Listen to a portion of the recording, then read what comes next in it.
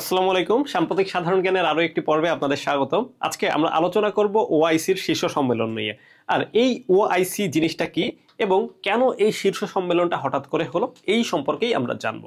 OIC হচ্ছে বিশ্বের 57টা দেশের মুসলিম দেশের একটা সংস্থা, যেই সংস্থাতে মুসলিম দেশগুলোকে নিয়ে চিন্তা করা হয়, মুসলিম দেশগুলোর একটা জোট।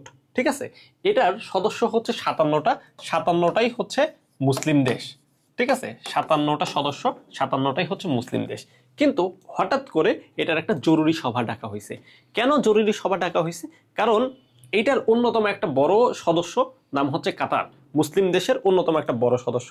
এই কাতারের উপরে একটা হামলা করা হয়েছে। এই হামলা করার কারণেই কিন্তু হঠাৎ করে কাতারের আমির Tamim bin Hamad Al Ali উনি কি করছে, উনি হচ্ছে যে এই হঠাৎ করে সভাটা ডাকছে। ঠিক আছে, সভাটা ডাকছে হচ্ছে 15 সেপ্টেম্বর।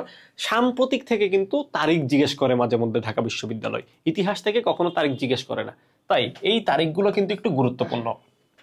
আর এই সম্মেলনটা অনুষ্ঠিত হয়েছে কিন্তু কাতারের দোহাতে। ঠিক আছে, আর অংশগ্রহণ করে 7টা দেশ এবং মানে হচ্ছে এই 57টা সদস্য তো আছেই, এবং হচ্ছে সাথে আরো 3টা দেশ এইটার সাথে যুক্ত হয়, ওআইসির সাথে যুক্ত হয়ে 57টা আর 3টা, মোট 60টা দেশ হচ্ছে এই ওআইসির শীর্ষ সম্মেলনে যোগদান করে। এবং এইখান থেকে আবার প্রশ্ন যদি আসে, অনেক রকম ভ্যারাইটিস করে কোশ্চেন আসে মাঝে মধ্যে।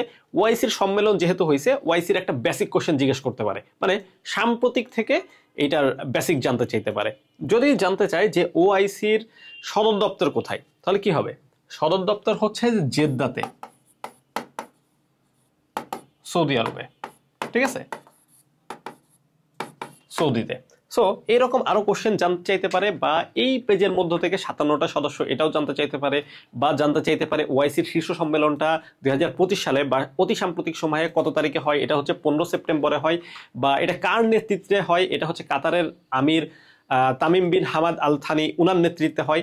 এইরকম যে কোনো একটা প্রশ্ন জানতে চাইতে পারে, বা সর্বশেষ যে প্রশ্নটা জানতে চাইতে পারে, এটা হঠাৎ করে কেন হয়, কারণ একটা কাতারের উপর একটা আক্রমণ করা হয় এটার জন্য। সো এই টপিক থেকে আশা করি একটা কোশ্চেন আসবে, এবং কোশ্চেন আসলে তোমরা খুব ভালো করে আনসার করতে পারবা। এই কামনায় আজকের ক্লাস শেষ করছি। পরবর্তী ক্লাস দেখার আমন্ত্রণ জানিয়ে আজকের মতো আল্লাহ হাফেজ।